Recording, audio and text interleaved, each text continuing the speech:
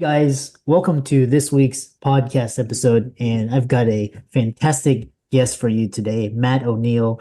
He is the host of the Good Mood Show with Matt O'Neill. And Matt and I actually go a long ways back with Tony Robbins' Day with Destiny 6 years ago. So I know a lot of his story and his journey in real estate and investing. It's grew in that. And now he's doing this, helping individuals with state and with performance and with mood. And it's going to be a fantastic conversation. So I'm happy to welcome Matt to the show. Welcome, Matt. Hey, my date with Destiny brother. What's happening, man? It's so cool to connect with you again. Yeah. Yeah, I remember, 6 years ago we were talking backstage, and it's amazing how fast time flies, and it's great to see you doing this. And so talk about, for the audience that doesn't know you, talk about your journey and how you got to start your show. I really want to bring as much value as possible. And I know people are coming to your podcast to learn how to live the most abundant life they can, to be financially free. And what I actually learned this from Tony Robbins. He said that you think that being hard on yourself is helping you succeed and achieve more. A lot of times doctors are really driven people. They say, I'm my own worst critic. No one's harder on me than I am myself. And we think that's a good thing, like it's a badge of honor. And what Tony taught us was that actually you're really successful in spite of how hard you've been on yourself. Mm. And if you weren't as mean to yourself, if you weren't as hard on yourself and you felt really amazing, your success would go through the roof. He's like, right now, it's like you're trying to run and you got this giant parachute of you being hard on yourself holding you back. And he said, as soon as we start being kind to ourselves and nice to ourselves, we cut all the cords of that parachute and we run 10 times as fast as we ever have. And I heard that at a business mastery, a Tony Robbins business mastery event.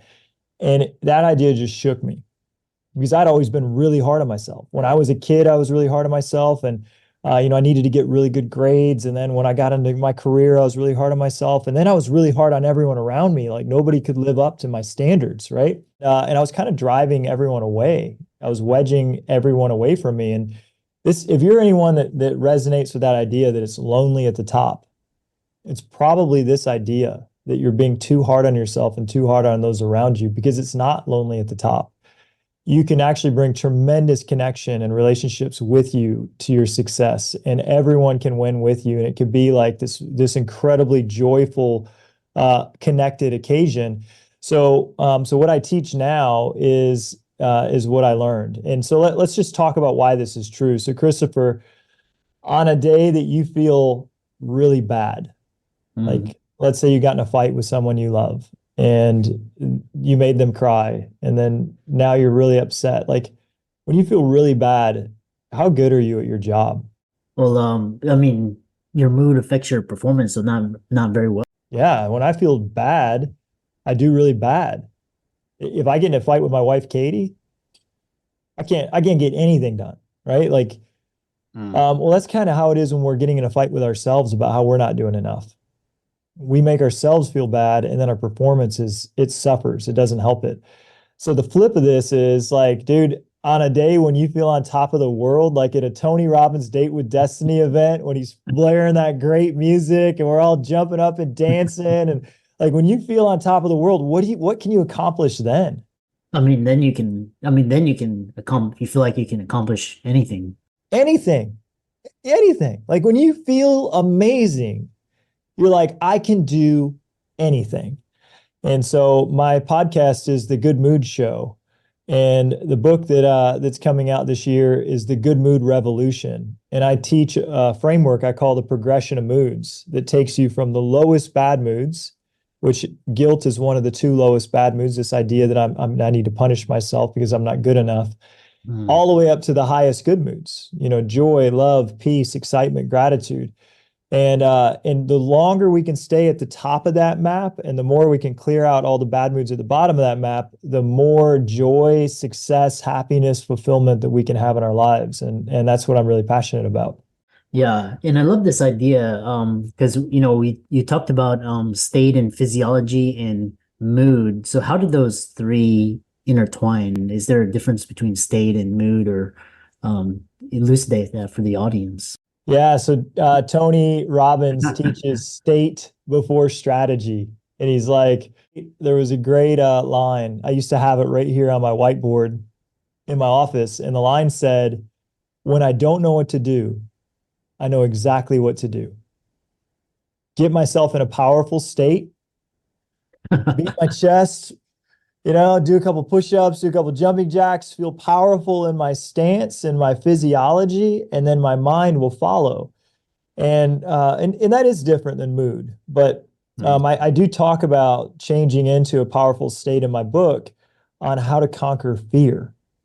So when we feel fearful, worried or anxious, or like what's going to happen, we start to like get into a small ball. We shrink ourselves. When we're afraid, we're like protecting ourselves.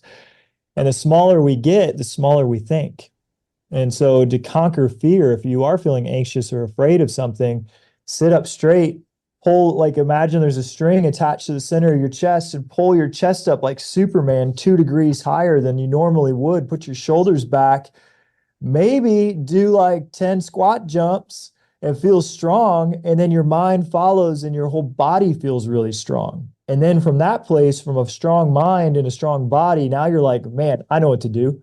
I know exactly what to do. This is how I conquer this. I've become more powerful than my problem. The problem used to look bigger than me, but I just got bigger than my problem. And when I'm looking down on it, it looks really small now. And that's easy to solve. But that is different than mood, Yeah. because there's lots of different moods, right? Fear is just one of them. And I think this idea of using your physiology is a great recommendation for getting over fear. But how do you get over the bad mood of anger? It's totally different. When you're angry, you're already kind of puffed up and bowed up and you got your chest up. And so that mood of anger requires different techniques to conquer. Yeah. Which brings us to our next question is, a lot of people, they're listening to this, they're like, okay, positive mood, positive framework, and when the world is going to shit, like in COVID, or let's say, today's business environment, and you've got AI, and and then you've got war, all these things. How do you balance these fears and stay in a good state? Like, these things can really take you out, affect your family, your business, everything. Yeah, the first thing to do is to say, well, what's actually affecting me personally? So war in Ukraine, Mm. that's out of my locus of control. Hmm.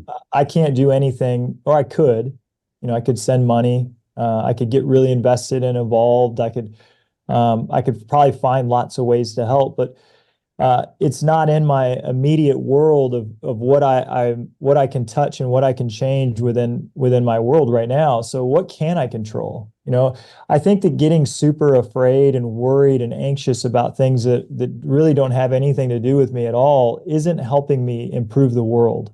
We Mm. think that like maybe watching the news and being super invested in how much other people are suffering will help alleviate the suffering in some way. It won't.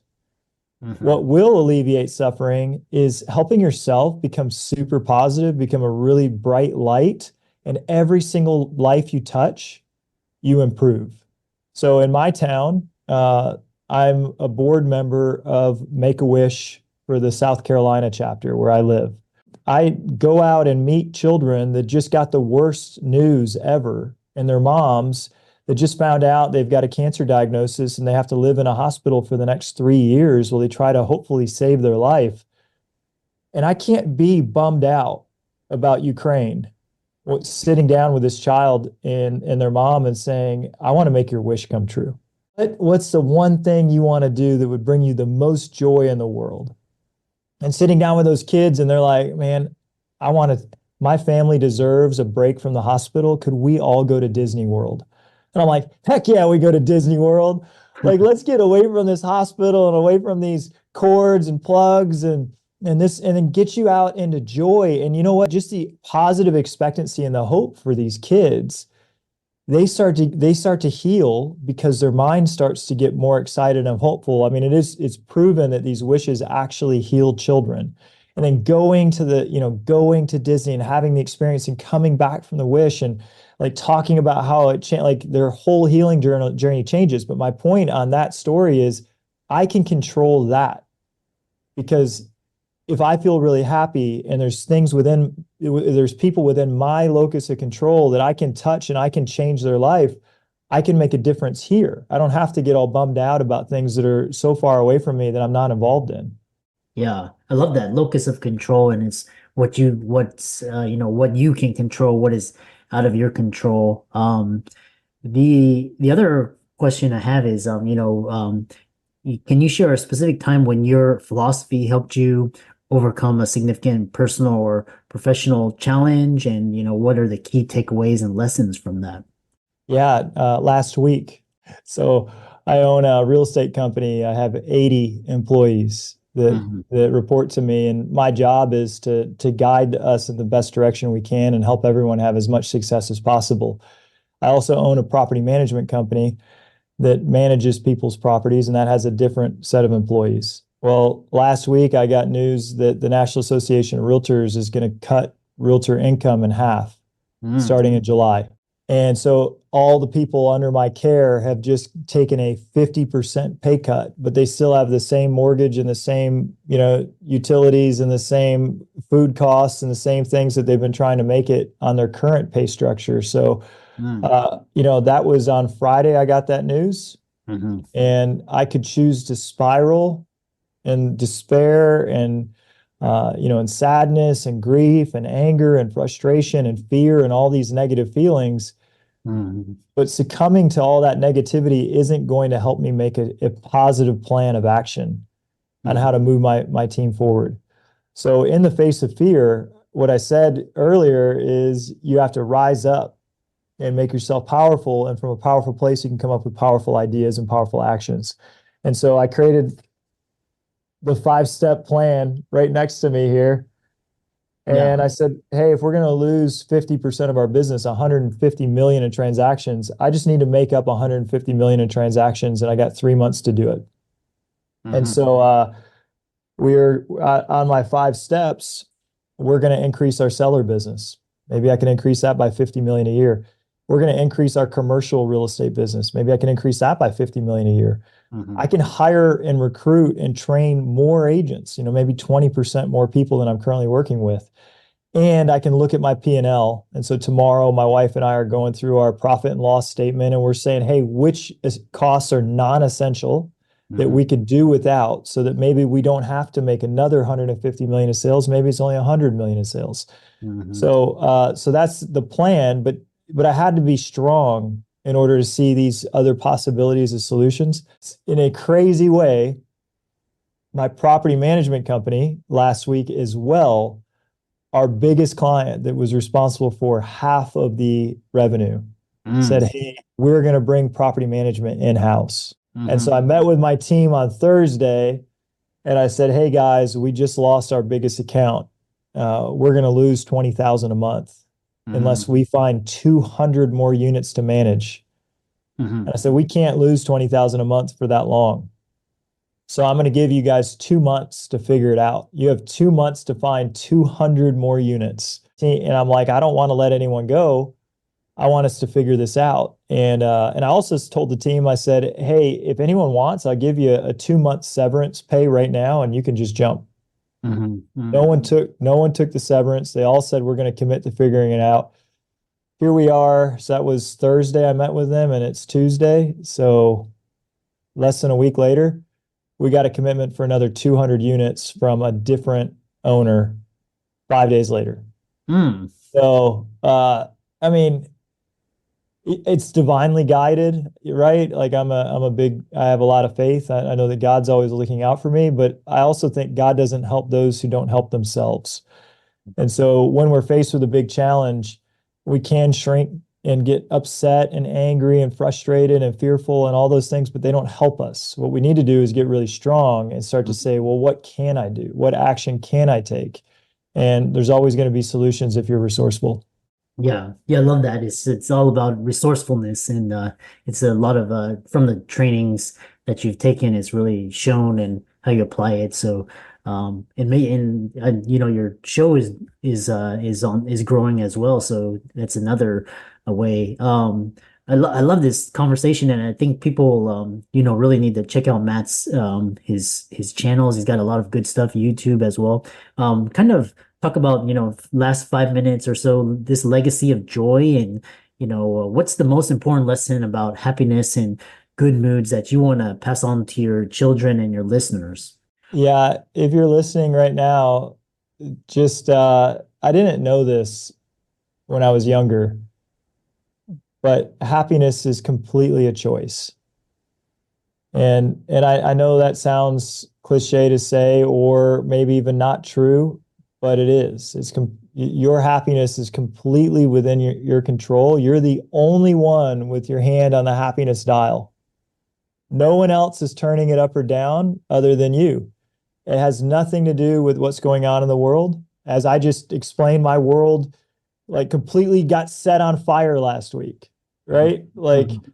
you know, uh, losing half of the revenue, and losing half of the revenue in two different companies, like massive crises in my world. And you don't have to succumb to stress and worry and upset and unpleasant feelings. Like my wife prayed last week, and she said her prayer was, God, we ask that you give us peace in our hearts and that you allow us to cherish the paradise of the life that we get to live right now, even as we figure these challenges out.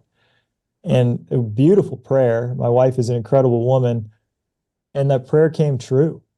We chose to this weekend go for walks with our kids. We took them on a bike ride out to a Mexican restaurant, and we had a date. We went on a date. We went to the movies. We saw Dune 2, and it was great. We just totally disconnected from, what was going on, and my wife and I had a meal together. And so you can choose to be happy even as life throws curveballs at you. And if I had anything I wanted my kids to take away, or you listening to this episode to take away, it's that happiness is a choice. Now, how do you choose it? It takes a tremendous amount of training. To understand that you can choose to be happy in the face of challenging emotions or challenging situations takes a lot of training. So I encourage you to check out the Good Mood Show podcast, because we talk about it every week, how to choose happiness in the face of challenge. Yeah, yeah, I love that. And this kind of a bonus question is you've taught actionable strategies, and what's one simple tip people can implement to improve their mood?